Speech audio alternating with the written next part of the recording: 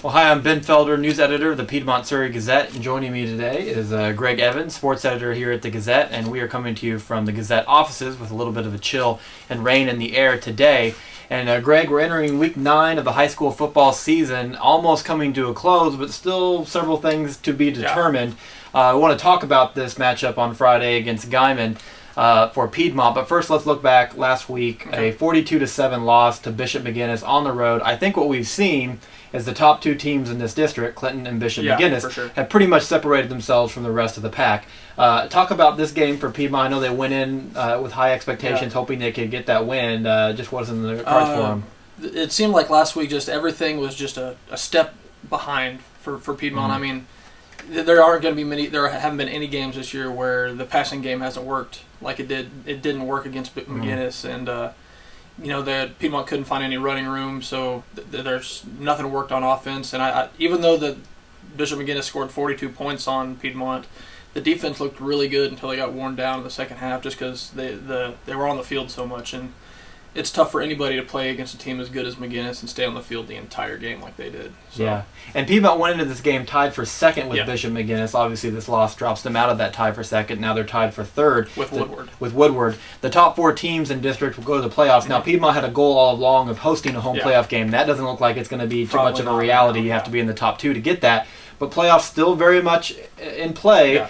Especially if they win the next 2 games, the last 2 games of the season. That seems pretty doable. Starting with a 1-7 Guymon team that comes to Piedmont on Friday, what are your expectations on this game? I think that Piedmont's going to be coming into this game a pretty big favorite for. I mean, Guymon has they've only beat Cash, who's the obviously now the bottom team in the district, and but even though Guymon hasn't had a great season, they still have a lot of good guys in their backfield. They scored I think 52 points against Cash.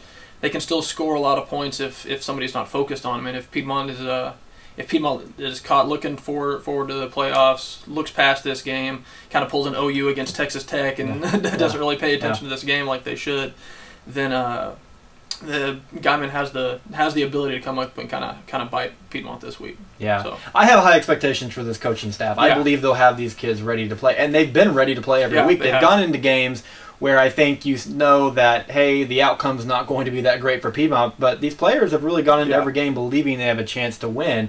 And so I don't see them getting too far ahead of themselves, especially since it's been so long since they've been to the playoffs. For sure. But you're right, always dangerous when you kind of look ahead. So a win against Guymon, then you go into that last game against Cash. Is at home or on the road? It's going to be it's the final game, senior night at Stout Field and everything. So 2 home games, 2 winnable games, you win out, you still control your destiny, and you get into the playoffs, even though it wouldn't necessarily be that home playoff game probably, still would be quite an accomplishment. Considering where Piedmont was this time last year with no wins in conference, just trying to finish the year out with a pair of wins, and this year looking towards going to the playoffs, having a really good season. No matter what happens at the end of this year, I think that's a really strong thing for this program right now. Yeah. So. Well, it'll be an exciting final 2 weeks of the regular season. Piedmont trying to clinch that playoff spot. They're in good position to do that, even though coming off that big loss to Bishop McGuinness.